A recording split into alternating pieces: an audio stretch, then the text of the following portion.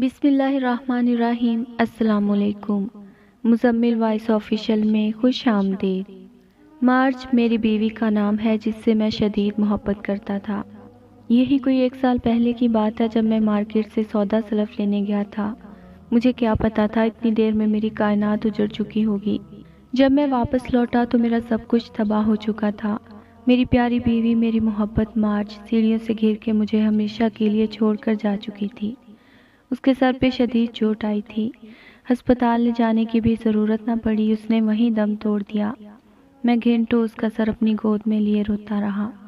ہماری محبت کی شادی تھی اور شادی کو زیادہ عرصہ نہیں ہوا تھا کہ وہ مجھے یوں چھوڑ کر اپنے آخری سفر پر روانہ ہو گئی تھی۔ یہ سانحہ میرے لیے موت کے پروانے سے کم نہ تھا۔ اس کے علاوہ میرا اس دنیا میں تھا ہی کون؟ جن لوگوں کو مارچ کی موت کی اطلاع ملی تعزیت کے لیے چلے آئے۔ مارچ کی تدفین بھی میرے جاننے والوں کی، ورنہ میں اس حالت میں کہاں تھا؟ بار بار اس کا مسکراتا چہرہ میری آنکھوں کے سامنے آ جاتا۔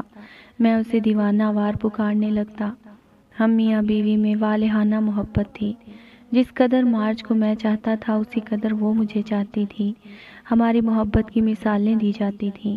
جس وقت اسے قبر میں اتارا گیا، میں اس کی میت سے لپٹ گیا اور دھاڑے مار مار کر رونے لگا۔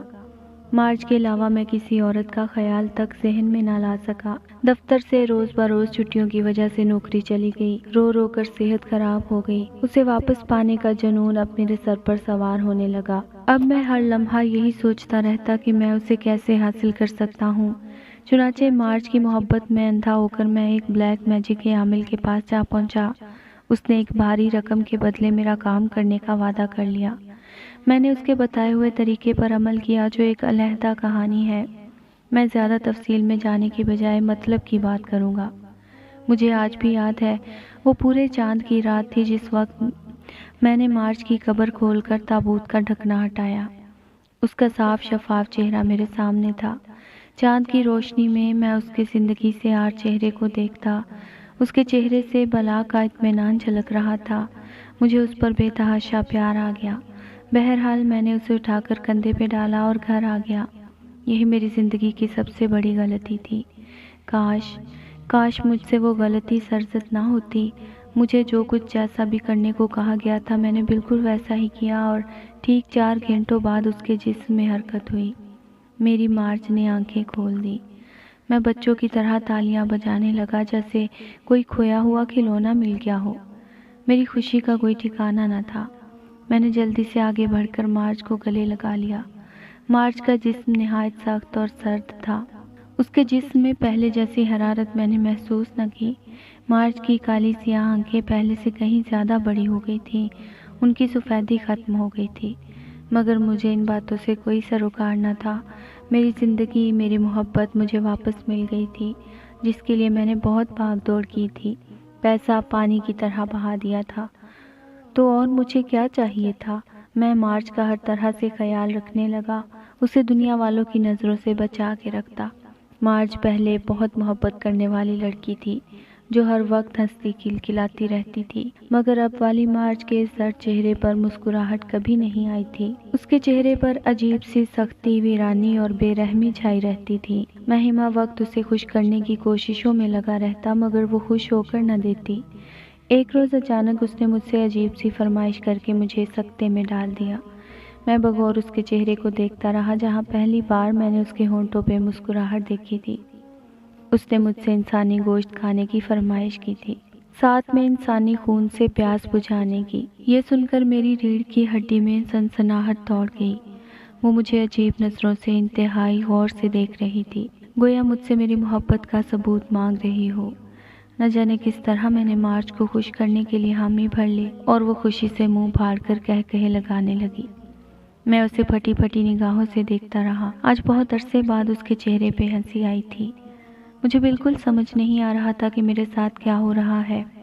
اتنا سخت کام تو مجھ سے عاملوں نے بھی نہ کرایا تھا جو میں اب کرنے جا رہا تھا۔ نہ جانے کس طاقت کے زیر اثر میں ہاں کہنے پہ مجبور ہو گیا تھا۔ شاید یہ میری مارچ سے والہانہ محبت تھی جس میں ہر وہ کام کرنے کے لیے تیار ہو جاتا جو اس کے چہرے پہ مسکراہٹ بکھیر دے۔ میں نے مارچ سے ایسی فرمائش کرنے کی وجہ نہ پوچھی، کیونکہ مجھے معلوم تھا کہ ایک طویل نیند سے جاگنے کے بعد یہ اس کی ضرورت ہے۔ میں اسے ہر حال میں خوش دیکھنا چاہتا تھا، کیونکہ جب وہ مجھے دوبارہ ملی تھی تو خوش نہیں تھی اور میں نے اسے خوش کرنے کی ٹھان لی تھی۔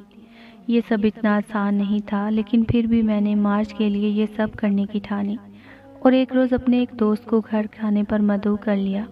وہ خوشی خوشی راضی ہو گیا، کیونکہ وہ جانتا تھا میں مارچ کے بعد کتنا اکیلا ہو گیا ہوں اور تنہائی مجھے کاٹنے کو دوڑتی ہے، لہٰذا مجھے کسی ساتھی کی ضرورت ہے۔ اس بیچارے کو کیا معلوم تھا کہ میں نے اپنی محبت واپس حاصل کر لی ہے اور آج وہ اسی محبت کی خوراک بننے کے لیے میرے گھر کھانے پہ مدعو ہے۔ میں مارچ کی محبت میں اس قدر خود غرض ہو جاؤں گا مجھے پتہ نہ تھا۔ کھانے کے دوران وہ مجھ سے دوستانہ گفتگو کرتا رہا، میں بھی ہنسی مذاق میں اس کا بھرپور ساتھ دیتا رہا، مگر اندر ہی اندر کوئی نادیدہ طاقت مجھے کہہ رہی تھی میں جو کرنے جا رہا ہوں وہ صحیح نہیں ہے، غلط ہے، انسانیت کا قتل ہے۔ یہ تمام آوازیں اس وقت دب کے رہ جاتی جب کمرے کے اندر کھڑی مارچ کو دیکھتا، جو دروازے کی آڑ سے مجھے رحم طلب نظروں سے دیکھ رہی تھی۔ گویا یہ خوراک اس کے لیے اتنی ہی ضروری تھی جتنی انسان کے لیے سانس۔ اسے اپنی جانب یوں گھورتا دیکھ کر میرے ضمیر اور میری دوستی پر محبت غالب آ جاتی۔ آخر کو میں نے اسے بڑی محنت سے حاصل کیا تھا، اگر میں اس کے لیے اتنا بھی نہ کر سکتا تو لعنت تھی میری محبت پہ، لہٰذا اگر یہی محبت کا امتحان تھا تو مجھے پورا اترنا تھا۔ میں نے اپنے اندر ایک نئے عزم اور حوصلے کو محسوس کیا اور اطمینان سے بیٹھ گیا۔ مارچ بے چینی سے کمرے میں ادھر سے ادھر ٹہل رہی تھی، اس کا اندازہ مجھے کچھ وقفے سے پیدا ہونے والی آواز سے ہو رہا تھا جب وہ اپنا ہاتھ بے صبری سے دروازے پر مارتی تھی، گویا وہ اپنی بے بسی کا اظہار کر رہی تھی، کیونکہ میں نے بہت زور دے کر اپنے دوست کے سامنے آنے سے منع کیا تھا اور اب ایک طویل انتظار اسے کوفت میں مبتلا کر رہا تھا۔ وہ میرے اشارے کی منتظر تھی۔ کمرے کے اندر پیدا ہونے والی آوازوں پر میرے دوست نے کوئی خاص دھیان نہیں دیا تھا۔ وہ میرے بے حد پرانا دوست تھا، اسے اس بات کی ہرگز توقع نہیں تھی کہ اس گھر میں کوئی تیسرا فرد بھی موجود ہے اور وہ کوئی اور نہیں مارچ تھی جس کے ہاتھوں تھوڑی ہی دیر بعد اس کی موت ہونی تھی۔ کھانے کے بعد میں نے دوست کے سامنے 2 پیگ رکھے جنہیں وہ گٹاگٹ حلق سے اتارنے لگا۔ گلاس خالی ہونے کے بعد میں نے اسے 2 پیگ مزید پلائے، جس کی بدولت وہ جلد ہی نشے میں دھت ہو کر اول پھول بکنے لگا۔ میں نے پیگ کا ایک گلاس بھی نہیں پیا تھا، اس لیے مجھے نشہ نہیں تھا۔ کچھ ہی دیر بعد وہ نشے میں ڈوبا خراٹے لینے لگا اور میں نے آگے بڑھ کر مارچ کو کمرے سے باہر آنے کی اجازت دے دی، جو جانے کب سے اس گھڑی کا انتظار کر رہی تھی۔ اجازت ملنے پر اس کے چہرے پہ خوشی کی طویل مسکراہٹ رقص کر گئی، جس نے میرے جسم و جان میں نئی زندگی دوڑا دی۔ اسی مسکراہٹ کے لیے ہی تو میں نے سب کچھ کیا تھا اور اس مسکراہٹ کے لیے میں ایسی کئی قربانیاں دے سکتا تھا۔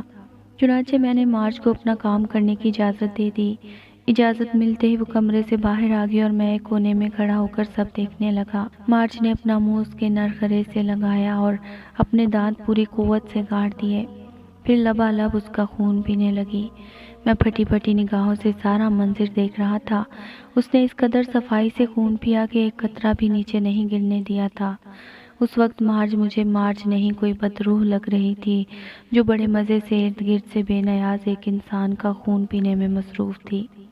میرا دوست نیند میں ہی نہ جانے کب زندگی کی بازی ہار چکا تھا۔ اب مارچ اس کا گوشت نوچ نوچ کر کھانے لگی۔ اس نے اپنے کپڑوں میں سے اڑسی ہوئی چھری نکالی اور کسی ماہر قصاب کی طرح لاش کے ٹکڑے کرنے لگی۔ وہ میری طرف سے بالکل بے خبر تھی یا جان بوجھ کر نظر انداز کر رہی تھی۔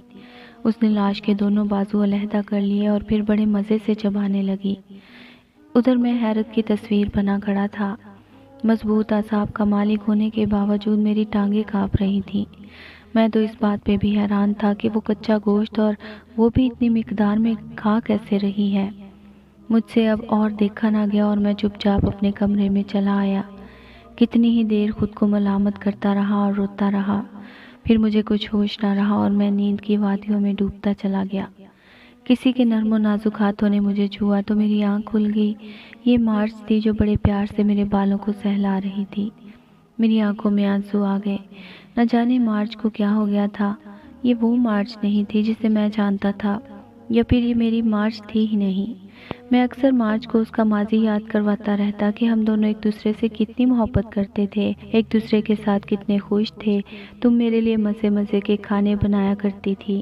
وہ ساری باتیں سنتی رہتی اور مجھے چپ چاپ اپنے سپاٹ چہرے کے ساتھ گھورتی رہتی، گویا اسے اپنے ماضی کی کوئی بات یاد نہ تھی۔ میں سرد آہ بھر کے رہ جاتا۔ بہرحال دن گزرتے گئے، طرح طرح کے خیالات دل میں سر اٹھا رہے تھے۔ دل محبت کے ہاتھوں مجبور تھا اور میرے اس قدم کو صحیح کہہ رہا تھا، جبکہ اس کے برعکس دماغ مجھے بار بار غلط کہہ رہا تھا۔ دل اور دماغ میں جنگ کیسی کیفیت تھی، کچھ سمجھ میں نہیں آ رہا تھا کہ مارج کے جسم میں اس کی اپنی روح ہے یا کوئی اور شیطانی بدروح اس کے جسم میں حلول کر گئی ہے۔ میں نے یہ سوچ کر خود کو پرسکون کر لیا کہ جو ہونا تھا وہ ہو گیا، اب آئندہ وہ کوئی ایسی گھٹیا فرمائش نہیں کرے گی۔ لیکن مجھے نہیں پتا تھا کہ جو بلا میں نے گھر میں پال رکھی ہے وہ مجھے ہی نقصان پہنچائے گی۔ مجھے مارج کے اس رویے کے بارے میں اس عامل نے کچھ نہیں بتایا تھا کہ وہ واپس جاگنے کے بعد ایسی کوئی چیز طلب کرے گی۔ انہوں نے میری مارج مجھے واپس لوٹا دی تھی، گویا ان کا کام اب ختم ہو گیا تھا۔ اب آگے میں جانوں، میرا اللہ جانے۔ اب میں اس میں واضح تبدیلی محسوس کر رہا تھا۔ میں رات کو سونے کی تیاری کر رہا تھا جب میں نے مارج کو دروازے میں کھڑے ہوئے پایا۔ اس کی آنکھوں میں میرے لیے والہانہ محبت تھی۔ وہ غالباً میرے اس کام سے خوش ہوئی تھی۔ اسے خوش دیکھ کر میرے اعصاب ڈھیلے پڑ گئے۔ مارج اب بدل گئی تھی۔ اب وہ میرا کھانا پکانے لگی تھی، کپڑے دھو کر پریس کرتی، غرض یہ کہ گھر کے سارے کام کرنے لگی تھی۔ مارج کے اندر یہ تبدیلی میرے لیے خوشگوار حیرت کا باعث تھی۔ اگر ایک زندگی قربان کر کے میں اسے بدلنے میں کامیاب رہا تھا تو میں بالکل بھی نادم نہ تھا۔ مجھے اب یقین ہو گیا تھا کہ یہ میری ہی مارج ہے، نہ کہ کوئی شیطانی روح۔ مجھے لگنے لگا کہ اب سب کچھ ٹھیک ہو جائے گا، مگر میری یہ خام خیالی ہی ثابت ہوئی۔ کچھ دن بعد اسے پھر انسانی گوشت کی طلب ہوئی اور اس نے مجھے پھر سے ایک انسان لانے کو کہا۔ میں سر پکڑ کے بیٹھ گیا۔ میں تو سمجھا تھا کہ اب وہ ایسا کچھ نہیں کہے گی، مگر وہ جیسے میری خدمت کر کے ان کا بدلہ مانگ رہی تھی۔ بلاخر مجھے یہ کرنا ہی پڑا۔ اس بار میں کسی مجبور اور غریب شخص کو شکار بنانے کا فیصلہ کر چکا تھا۔ میں گھر سے نکلا تو تھوڑی ہی دور ایک نوجوان کوڑے کے ڈبے سے کھانے پینے کی اشیاء ڈھونڈ رہا تھا۔ میں نے اسے کہا، چلو میرے گھر میں تمہیں کھانا دیتا ہوں۔ وہ بیچارہ بھوک سے مجبور میرے ساتھ چل دیا۔ گھر لا کر میں نے اس کے سامنے کھانا رکھا۔ وہ کئی دن سے بھوکا تھا، کھانے پہ ٹوٹ پڑا۔ میں کھانے کے اندر بے ہوشی کی دوا پہلے ہی ملا چکا تھا۔ جب وہ کھا چکا تو میں نے کہا، چائے پی کر جانا۔ اس نے سر ہلا دیا۔ میں اٹھ کر کچن میں چلا گیا اور برتن دھونے لگا تاکہ دوا اپنا کام کر سکے۔ جب میں واپس آیا تو وہ گہری نیند میں تھا۔ میں نے مارج کو اشارہ کیا تو وہ کمرے سے بھاگتی ہوئی آئی اور اس سے چمٹ گئی۔ میں کمرے سے باہر آ گیا۔ اب مجھ سے برداشت نہیں ہوتا تھا۔ نہ جانے کتنی دیر لگی مارج کو اپنا کام کرنے میں، مجھے کچھ خبر نہ تھی۔ مجھے تو اس وقت پتہ چلا جب وہ بیڈ روم میں آئی۔ میں نے ایک جھٹکے سے آنکھیں کھول دی۔ وہ دنیا بھر کا پیار آنکھوں میں سمیٹ کر مجھے دیکھ رہی تھی اور پھر میں نے اسے اپنی باہوں میں بھر لیا۔ کافی دن آرام سکون سے گزر گئے۔ مارج نے بھی دوبارہ ایسی کوئی فرمائش نہ کی جس سے میں خوش تھا۔ وہ میرا بہت خیال رکھنے لگی تھی، اپنی تمام تر محبت مجھ پر نچھاور کرتی تھی۔ مجھے تو اب ذرا بھی احساس نہیں ہوتا تھا کہ میں نے اسے موت کے منہ سے نکالا ہے، بلکہ اب یہی احساس رہتا کہ گویا وہ مجھ سے کبھی بچھڑی ہی نہ تھی۔ اب مجھے کوئی خواہش نہیں تھی، بچوں کی بھی نہیں۔ بہرحال یوں ہی ایک ماہ مزید گزر گیا اور اب میں اس کی بدلتی کیفیت محسوس کر رہا تھا۔ وہ کچھ چڑچڑی سی ہو گئی تھی، ہر بات پہ مجھ سے لڑنے لگ جاتی۔ جب میں وجہ پوچھتا تو کہتی، آپ کو میرا خیال ہی نہیں ہے۔ میں حیران رہ جاتا، احساس نہیں ہے مجھے۔ یہ الفاظ مجھے سوچوں کے بھنور میں پھنسا دیتے۔ میں تو ہر طرح سے اس کا خیال رکھتا تھا۔ ایک دن حسب معمول وہ مجھ سے جھگڑا کرنے لگی تو مجھے غصہ آ گیا۔ میں نے زور دے کر پوچھا تو بلاخر اس کے دل کی آواز زبان تک آ گئی۔ وہ کہہ رہی تھی، تمہیں میرا ذرا بھی خیال نہیں ہے۔ اتنے دنوں سے میں نے انسانی گوشت نہیں کھایا تو تم نے بھی اس کا احساس نہیں کیا۔ تم اپنی بھوک مٹا لیتے ہو لیکن میرا خیال نہیں رکھتے۔ میں جو پہلے ہی غصے میں تھا، میرے کانوں سے دھواں نکلنے لگا۔ میں نے ایک زوردار تھپڑ اس کے رخسار پہ جڑ دیا۔ وہ لڑکھڑا کر شیلف پہ جھک گئی۔ اس کی ناک سے خون بہنے لگا۔ میں نے نظر انداز کرتے ہوئے 2 اور لگا دیے۔ پتہ نہیں مجھے کیا ہو گیا تھا، میں تو اس سے اونچی آواز میں بات بھی نہیں کرتا تھا۔ اس کا ہونٹ پڑ چکا تھا۔ پھر جیسے مجھے ہوش آ گیا، اوہ خدایا، یہ میں نے کیا کر دیا؟ میں خود سے ہی سوال کرنے لگا۔ میں اس کے قریب چلا گیا، اس کے آنسو پونچھے اور گلے سے لگا لیا، لیکن اب میں خود سے عزم کر چکا تھا کہ اب اپنی محبت کے لیے کسی بے گناہ کی جان نہیں لوں گا۔ لہٰذا میں اسے سمجھانے لگا، دیکھو مارج، تم انسان ہو، کوئی جانور یا درندہ نہیں ہو، لہٰذا اب تمہیں اپنی عادت چھڑانی پڑے گی۔ وہ چپ رہی۔ میں اسے اٹھا کر بیڈ روم میں لے آیا اور بیڈ پر لٹا دیا۔ مجھے ساری رات نیند نہیں آئی تھی۔ صبح وہ اٹھی اور میری توقع کے برعکس میرے لیے ناشتہ بنانے لگی۔ ناشتے کے بعد اس نے مجھ سے معافی بھی مانگی اور میں نے فراخ دلی کا مظاہرہ کرتے ہوئے اسے معاف کر دیا۔ مجھے یقین نہیں ہو رہا تھا کہ یہ سب کچھ اتنی جلدی ٹھیک ہو جائے گا۔ یہ 2 دن بعد کا واقعہ ہے۔ ہم دونوں ٹی وی پر ایک ڈراؤنی فلم دیکھ رہے تھے کہ اچانک آدم خوروں کے انسانوں کو کھانے کا سین چلنے لگا۔ مارج کے چہرے پہ ایک رنگ آ کے گزر گیا۔ وہ بے چین سی ہونے لگی، اس کی حالت بگڑنے لگی۔ میں نے جلدی سے ٹی وی بند کر دیا۔ کچھ ہی دیر میں وہ نارمل ہو کر اٹھی اور دوسرے صوفے پر جا کے بیٹھ گئی۔ میں نے ٹی وی پھر سے چلا دیا، لیکن اس بار مووی کی بجائے خبریں سننے لگا۔ وقفے وقفے سے میں مارج کو بھی دیکھ رہا تھا۔ بظاہر تو نارمل ہو گئی تھی، لیکن اس کی آنکھوں کی سفیدی ختم ہو گئی تھی۔ مجھے اس کی آنکھوں کی تپش اپنے چہرے پہ محسوس ہوئی۔ میں نے اس کی طرف دیکھا تو وہ مجھے دیکھ کے مسکرا رہی تھی۔ میں نے دونوں گیلے دانت ہونٹوں سے باہر دیکھے، تبھی مجھے خطرے کا اندازہ ہوا۔ میں اپنی جگہ پہ سیدھا ہوا ہی تھا کہ وہ مجھ پہ جھپٹی۔ مجھے ایسا لگا جیسے کوئی آہنی سلاخ میرے جسم میں پیوست ہو گئی ہے۔ اس کے دانت میری کلائی میں گھس گئے تھے۔ میں درد کی شدت سے کراہ کر رہ گیا۔ میں نے ایک زوردار گھونسا اس کے چہرے پہ رسید کر دیا۔ اسے کوئی فرق نہ پڑا اور وہ میرے پیچھے لپکی۔ میں کمرے سے باہر نکلا اور باہر سے کنڈی لگا دی۔ اب وہ اندر لاک ہو گئی تھی۔ مجھے بہت زیادہ درد ہو رہا تھا۔ کلائی سے خون نکل کر کپڑوں کو سرخ کر رہا تھا۔ پھر میرے ذہن کو ایک اور جھٹکا لگا۔ فرسٹ ایڈ کا باکس اسی کمرے میں تھا جس کے اندر مارج اپنی تمام تر ہولناکی کے ساتھ موجود تھی۔ خون بہت زیادہ بہہ رہا تھا۔ میں نے بہت کوشش کی کہ کسی طرح خون کا بہاؤ روک سکوں، لیکن کامیاب نہ ہو سکا۔ اگر باہر رہتا تو موت تھی، اندر جاتا تب بھی موت تھی۔